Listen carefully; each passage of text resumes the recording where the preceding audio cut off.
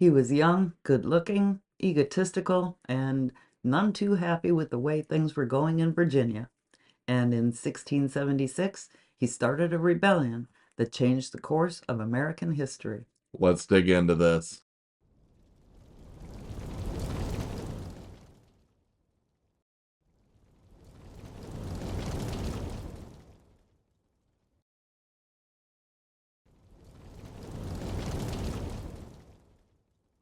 Warning: viewer discretion advised. Nathaniel Bacon was born January 2nd, 1647 in Suffolk, England.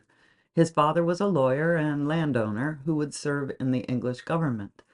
The family had money and influence and sent their only son off to Cambridge University at the age of 13. But Bacon got in some trouble there, and eventually his father yanked him from school and sent him on a tour of Europe with a tutor. He finished university and studied law, and then he got in more trouble when he married the daughter of Sir Edward Duke, even though Duke had forbidden it and hated Bacon. Duke was so angry he immediately disinherited his daughter.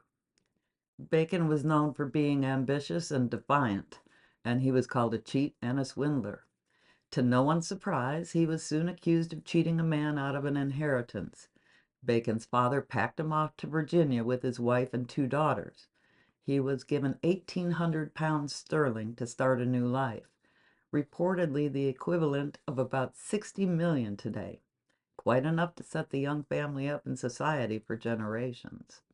When Bacon and his family arrived on August of 1674, he was 27 years old, and it wouldn't be long before he started more trouble. The Bacons bought a plantation called Crow's Neck about 45 miles up the James River from Jamestown. It still exists today. Virginia's governor was William Berkeley, and Nathaniel Bacon happened to be his relative by marriage. Berkeley was a cautious man, quite the opposite of his young relative. He was a favorite of King Charles I and was granted the governorship of Virginia in 1642. He had worked hard to make the colony successful, experimenting with crops and trying to improve free trade in the area. Berkeley also defended Native Americans who had been in violent conflict with settlers near the Virginia-Maryland border over land, declaring the Indian tribes were no threat to Virginia. In 1665, Berkeley appointed Bacon to the Virginia Governor's Council, making him an official of the Virginia colony government. It was unusual for someone who had only been a landowner for about a year to be given a position like this, which may have inflated Bacon's none too small ego further. The cordial relationship between the men disappeared quite quickly. Bacon believed the Native Americans had to be removed from the colony to expand. Berkeley strongly disagreed and wanted to avoid further conflict. He warned Bacon not to overstep his authority. Of course, Bacon ignored him and found many to support his position. Folks on the frontier feared they would be attacked after years of conflicts with the natives. Some of Bacon's followers were indentured servants who had completed their required service and were trying to make a life at the edges of the frontier, bringing them into closer contact with the native tribes.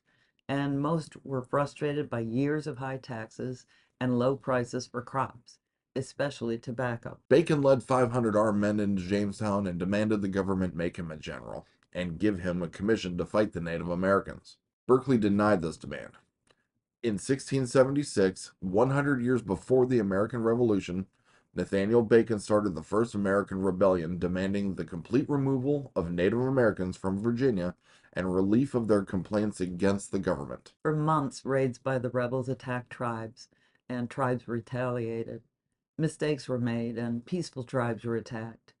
Governor Berkeley tried to make peace between the sides, but the rebellion continued.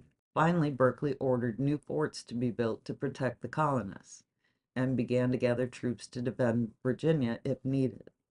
Of course, all of this had to be paid for with taxes, which threw fuel on the fire, to say the least. Bacon believed Berkeley's actions only proved the corruption of the elite in Virginia. On July 30th, 1676, Bacon issued the Declaration of the People of Virginia, naming Berkeley as a corrupt and contemptible official who advanced himself and his favorites over the people.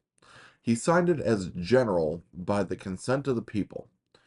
It was taken to Jamestown on September 19th, 1676. Bacon burned the Capitol while Berkeley ran for his life. Less than a month later, Nathaniel Bacon died of the bloody flux. We now know it as dysentery.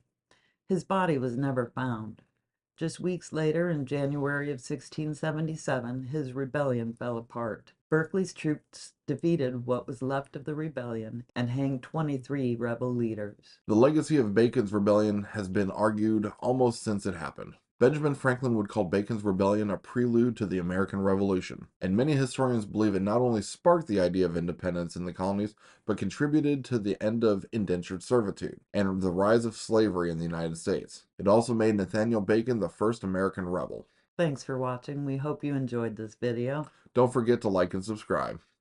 Hey, here's another DragonDen video you might like. And if you like this video, don't forget to hit that thumbs up button. And you can hit the notification bell if you'd like to know when our videos come out. Thanks for watching. We'll see you on the next one.